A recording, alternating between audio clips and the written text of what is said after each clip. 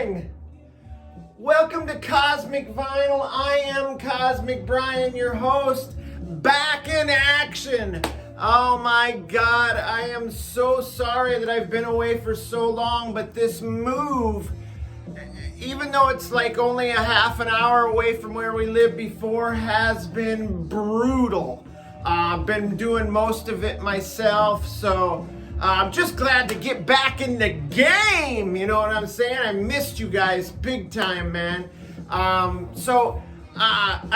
have a nice stack of vinyl to show you here. So, man, I got lots of vinyl that's been just building up, and there's been a vibe building up inside me to get back here hanging out with you guys as well. But check this out.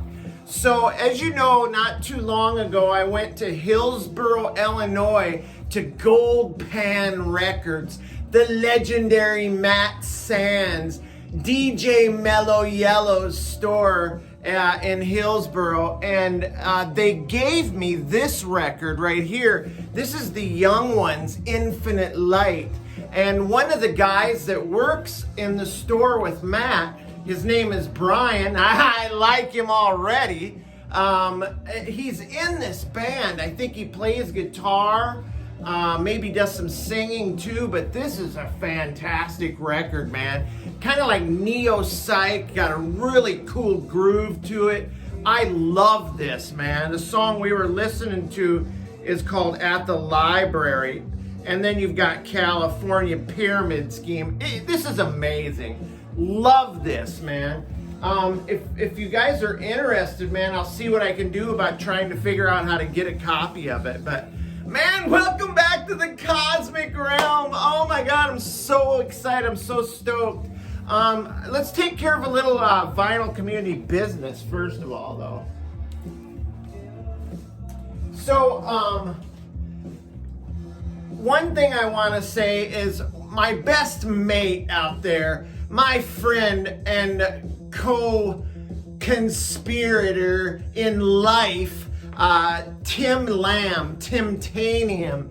Him and his girl tied the knot last night, man. And I couldn't be more proud of my boy, man. I'm so happy for him. Congratulations, Timmy. And congratulations, Amber, on the wedded bliss. They did a dude abides wedding. They had this gal get online. She got ordained as a minister through the Church of the Dude. And from what I understand, the plan was to get married at this bar where there's a big mural of the dude from Big Lebowski above the pool table. It couldn't have been any more perfect. I love it. Wish I could have been there, man. I'm so sorry, but congratulations, buddy. I'm so happy for you and Amber, man. But also got some VCLT while I was away. This one came from our good friend Christian at CGC Vinyl Guy. This is Every Mother's Son. I must have mentioned that I did not have this album. He found a nice copy. Got the bios of the band there. Got this great gatefold of the group there. It's mostly like pop-ish, borderline bubblegum-ish, but also maybe a little, tinges maybe a little garage rock. But I dig this, man. Thank you so much, Christian. I appreciate you, buddy. And then, not to be outdone, our good pal at Near Wild Heaven, Michael, sent me these two great albums. He knows I'm a huge fan of the Flaming Lips, especially their early stuff. This is a reissue of their first album. Get a load of that cover, man. This is just mind-blowing, man. This is so underrated. Their early stuff is it's totally Tripsville, man. I love it. Thank you for that, Michael. He also threw in this Dave D, DOZY, Beaky, Mick, and Tish. I love this, man. Check out that great psychedelic cover. Here's the real world on the back. But these guys came across my radar through a Quentin Tarantino joint I believe they talked about, the girls in the car and Death Proof talked about this band, and they requested a song on the radio. Check out these guys if you like good 60s pop stuff. Dave D, DOZY, Beaky, Mick, and Tish. Thank you so much, Michael. If you guys haven't checked out those channels, do so. Those are two channels that we really enjoy from the cosmic realm here, and we've championed those channels, and we just want to see them do well and succeed. So, all right, you guys want to get into the vinyl? Oh, hold on. You guys thought I forgot, didn't you? Hell no. I got one right here. We busted out the specials for the Modelo Especial. We're gonna go uptown, south of the border, but uptown for us. I mean, we usually do Miller Lite, so. And of course, my assistant here with the bombshell Poison Ivy. Speaking of which, check out this shirt, man, the Infinity Gauntlet with my boy Thanos. I only mention that because Cosmic Brian's thinking about starting up a second channel, showing his comic books. We'll talk more about that later, though, but get ready to hoist it up. Well, I'm so glad you guys are back here. I hope you are patient enough, and I hope your cosmonauts are still out there watching, man, because I enjoy every minute of doing this for you guys. So let's toast to each other, man. Great music, great times. Let's do it. Oh, yes, my good friend, of course. Oh, so cold. Love it, though. Now the vinyl. Let's do this. All right, so this first album is one that I kind of teased a couple videos ago. And some of you astute and observant folks out there in the vinyl community noticed this, did make an appearance, but didn't get talked about. I did a kind of bait and switch as I displayed it, but didn't talk about it. And that's Hamilton's Streetcar self-titled record right here. Released in '69 on Dot Records. This is pop psych, sunshine pops, pop rock, whatever you want to call it.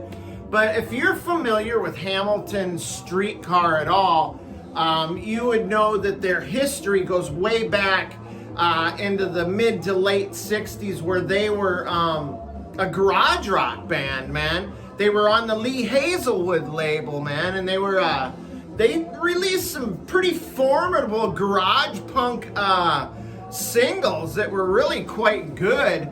This is a far cry from what was going on there. As soon as they signed with Dot Records, man, everything fell apart. The band splintered. Most of the guys left. Ralph Plummer was the last guy standing from the original band. They were joined by Buzz Clifford, a guitar player, also joined by John Boylan from Apple Tree Theater, man, and some session guys to put together this LP. Check this out. Look at those great antique tin cars right there, man. When I was a kid, I mean like a kid, man, my folks used to take me and my little brother out to the farm. My dad's uncle, Orville, he was a pig farmer, right? He wasn't that kind of pig farmer, so don't get any weird ideas. But I remember going out there and I was just so scared shitless of those hogs. They were huge, man. And my Uncle Orville, man, he only had like 3 fingers on one of his hand. Come to find out, the fucking hogs ate his fingers, man. But I remember they had a bunch of these toys on their porch, man. And I always just thought that they were so cool. Those fuckers are collectible too, man. But yeah, pop rock, sunshine pop, kind of plays like a concept album. They do this overture at the beginning where they do like in a kind of orchestral style, they do like a medley of just a brief medley of all the songs on the album, kind of like a preview, which I thought was kind of cool. But yeah, I dig this, man. I'm gonna tell you straight up though, if you guys are into the heavier Psych stuff, probably won't be into the old Hamilton Streetcar. So, but if you like Sunshine Pop stuff, you may get into this. I dig it, man, because you know me, I love all that 60s stuff, man. And not too long ago, walked into one of our local establishments, Euclid Records, looking for something maybe a little 60s, 70s hard rock. Found this Chicken Shack. The album's called Accept.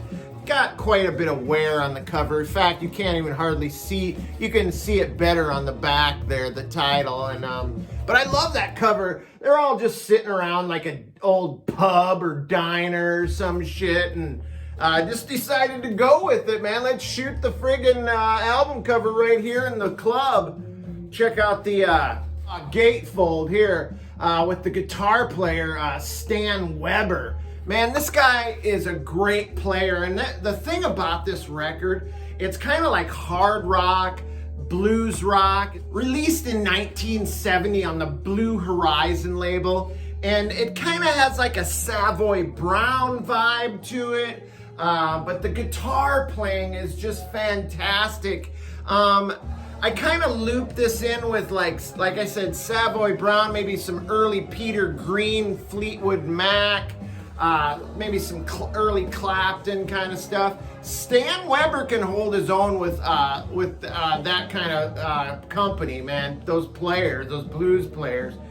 Damn good songwriting, damn good musicianship, man. I really dig this. It's a solid album, man, if you like a good blues rock album. I think they have some more stuff that's more progadelic kind of stuff, which I'm always going to be looking for. Now, this next one is a hole filler that I needed for my mountain collection. Yeah, we're taking it to a new height with Mountain Twin Peaks.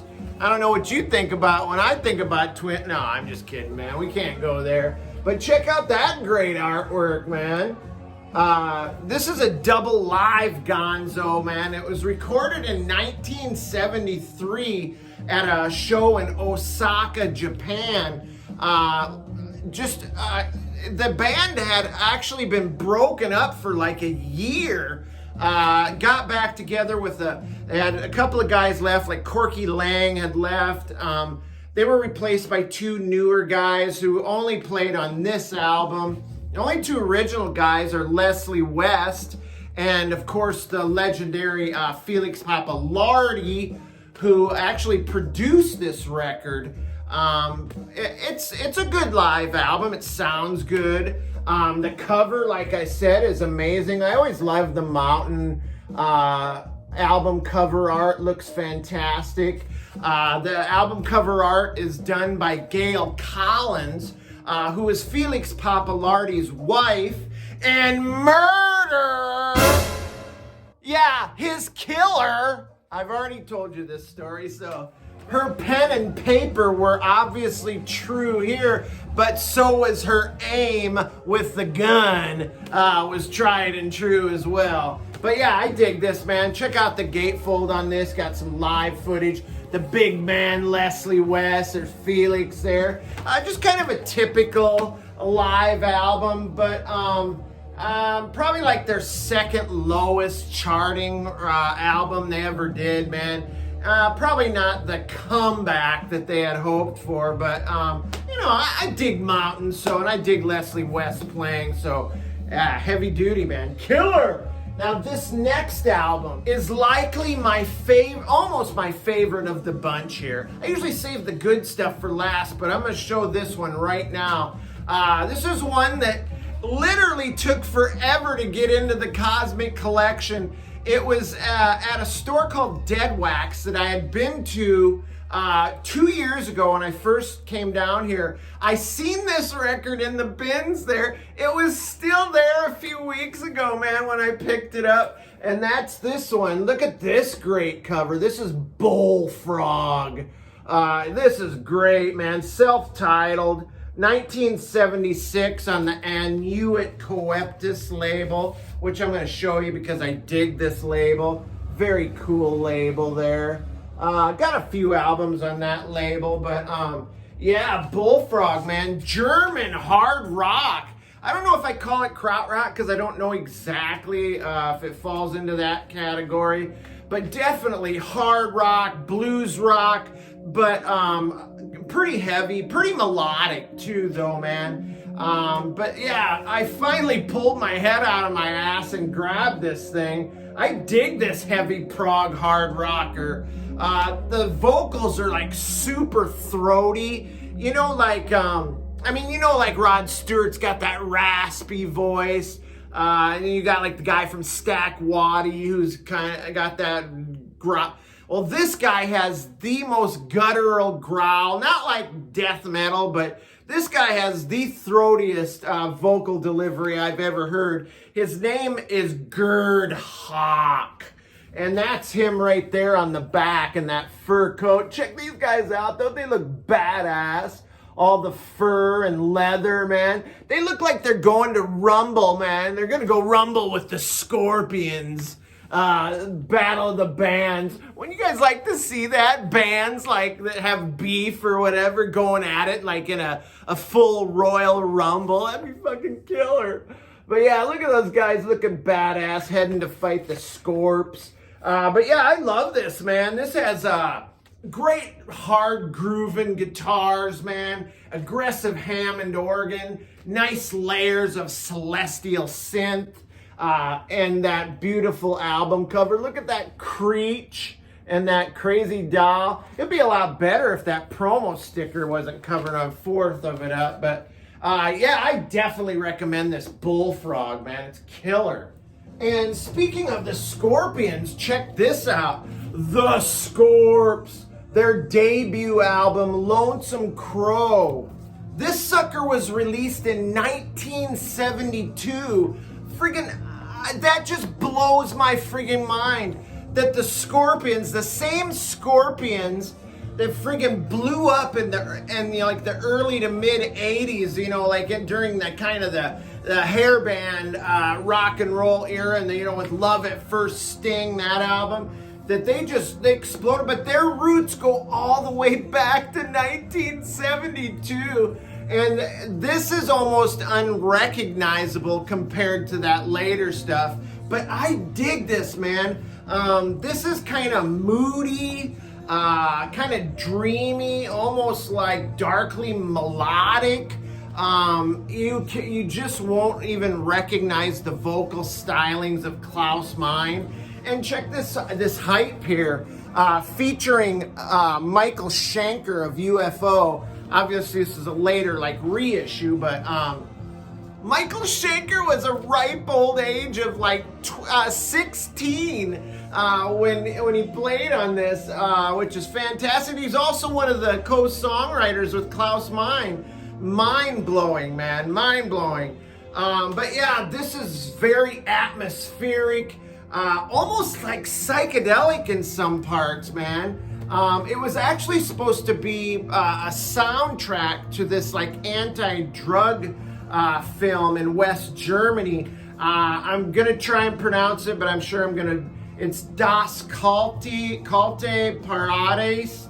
I'll just put it across here. You'll see it stroll across, but great cover art here. I love this, man. Definitely, if you're more into the metal part of the Scorps, I don't know if you'll be into this more trippy, psychedelic, dreamscape kind of Scorps.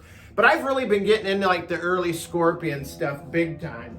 And what this is a great documentation of a band, a young, inexperienced band trying to find their sound, man. Baby steps, man. But it's just great to have as a historic piece.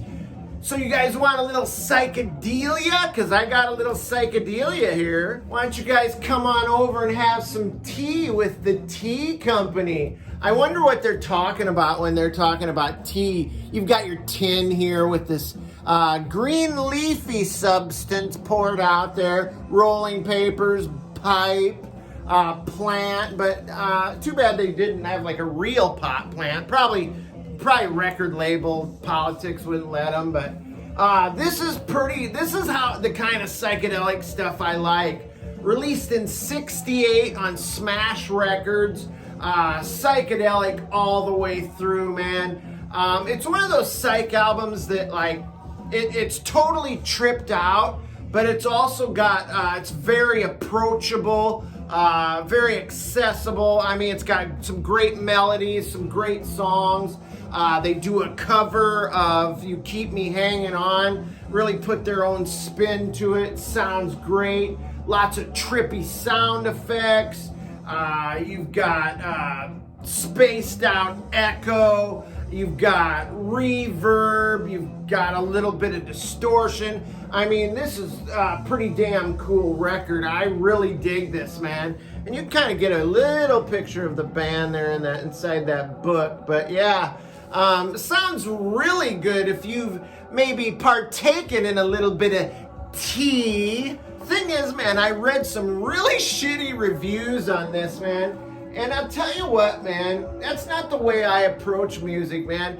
I ignore all that like static from about, you know, critics and reviews, man. Just listen to it, man. It's music. If it connects, it connects. If it doesn't, it doesn't, man. All right, last record here. This is one the Perch picked up for me. The Bow Street Runners. This was released in 1970, originally on the BT Puppy Records. This is a Sunday's reissue from like 96, right? And check out this hype sticker, man. It says, an otherworldly blend of female blotter acid harmonies. Yeah. Hypnotic Farfisa organ, high-octane fuzz guitar histrionics, pressed onto radiant prismatic platter of color. More like a blood-smeared, like, I don't know if you guys are going to be able to see that or not, but it's like a little bit of red on transparent. This is North Carolina Psych, one and done, acid rock. I love anything that says it's acid rock. I mean, just think of it. When you hear the word acid rock, you know it's going to be like psychedelic, right? But funny they mentioned females, because I don't see a single female in that band. Apparently a couple songs have female vocals, totally uncredited artist. I wish I could find out who it is because she's great. But this has plenty of fuzzy distortion. The Farfisa has like a haunting vibe to it. Plays more like something from 67, maybe 68 than 1970. Around 70s was the post-psych era where, you know, the harder rock and stuff was starting to rear its head, man. But this has some of that. But man, if I was rating this, I'd have to sell it short a little bit, because the side 2 is a little bit more jazzy, a little more bluesy. They kind of move away from like the great psychedelic acrobatics from side 1. But nonetheless, a great listen, man. So there it is. I'm back in the game. I hope you cosmonauts hung on, man. The old faithful. I really appreciate you, man. And we're going to be pumping out vids like crazy now, man. And again, is what you see here is just the beginning of what the cosmic realm will become. I still a lot of work to be done. If you're here for the first time and you dig what you see, man, hit the subscribe button, ring the notification bell. We'll come pounding on your eardrums with a buzzing cell phone, letting you know that we have a video